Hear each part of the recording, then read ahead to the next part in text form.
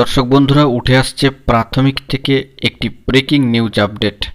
ফের কিন্তু আবারও একটি প্যানেল প্রকাশের বিরাট বড় নির্দেশ চলে এলো। অত্যন্ত গুরুত্বপূর্ণ এই ভিডিওর মধ্যে আমি সবটাই আলোচনা করার চেষ্টা করছি। গুরুত্বপূর্ণ ভিডিওটিকে সম্পূর্ণ দেখবেন। যে সমস্ত বন্ধুরা চ্যানেলটিকে সাবস্ক্রাইব করেননি, সাবস্ক্রাইব করে নিয়ে সঙ্গে থাকবেন। আসুন আমরা মূল আলোচনার মধ্যে প্রবেশ করি। প্রাথমিক থেকে বন্ধুরা, আজকের দিনের জন্য অত্যন্ত গুরুত্বপূর্ণ খবর। চলতি প্রাথমিক শিক্ষক নিয়োগের ক্ষেত্রে দ্বিতীয় আরও একটি তালিকা বা প্যানেল প্রকাশ করতে নির্দেশ দিল সর্বোচ্চ মহামান্য কলকাতা হাইকোর্ট।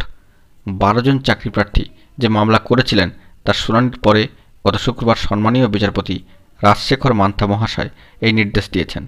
মামলাকারীদের সম্মানীয় আইনজীবী সম্মানীয় ফিরদৌস সামি মহাশয় জানান, শুধু এই 12 জন মামলাকারীরই এই তালিকার জন্য বিবেচিত হবেন।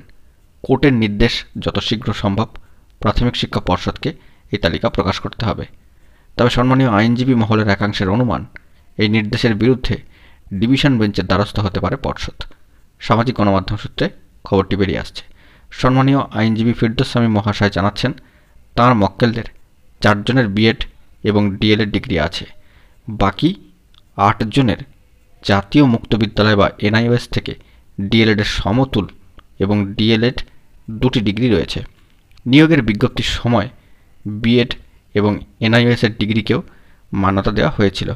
ওই 12 জন সেই মতো আবেদন করেছিলেন, কিন্তু পরবর্তীকালে ওই 2 ডিগ্রির মান্যতা সর্বোচ্চ ন্যায়ালয় সুপ্রিম কোর্টের তরফ থেকে বাতিল করায় মামলাকারীরা নিয়োগের তালিকা থেকে বাদ পড়ে যান। কিন্তু ডিএলএড ডিগ্রি থাকায় তারাও চাকরির যোগ্য। পর্ষদের সম্মানীয় আইনজীবী সুবীর সান্যাল মহাশয় অবশ্য বিরোধিতা করে বলেন যে আবেদনপত্র শুধরে নেওয়ার সুযোগ দেওয়া হয়েছিল।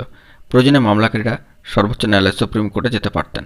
যদিও মহামান্য আদালত মনে করছে যে এক্ষেত্রে মামলাকারীরা চাকরি প্রার্থী হিসাবে যোগ্য, তাই সুযোগ পাওয়া উচিত। প্রসঙ্গত, সর্বোচ্চ ন্যায়ালয় সুপ্রিম কোর্টের অনুমতি পেয়ে গত বুধবার প্রাথমিক শিক্ষক পদের নিয়োগ তালিকা প্রকাশ করেছে প্রাথমিক শিক্ষা পর্ষদ। 11,765টি শূন্যপদ থাকলেও নিয়োগ তালিকায় ঠাঁই করে নিয়েছেন 9,533 জন। তার ফলে আরও কিছু পদ ফাঁকা রয়ে গিয়েছে। সম্মানীয় আইনজীবীদের একাংশের পর্যবেক্ষণ, শূন্য পদ হাতে থাকায় পর্ষদের নিয়োগ দেওয়ার ক্ষেত্রে সমস্যা হওয়ার কথা নয়। অত্যন্ত গুরুত্বপূর্ণ এই খবরটি উঠে আসলো। ধন্যবাদ।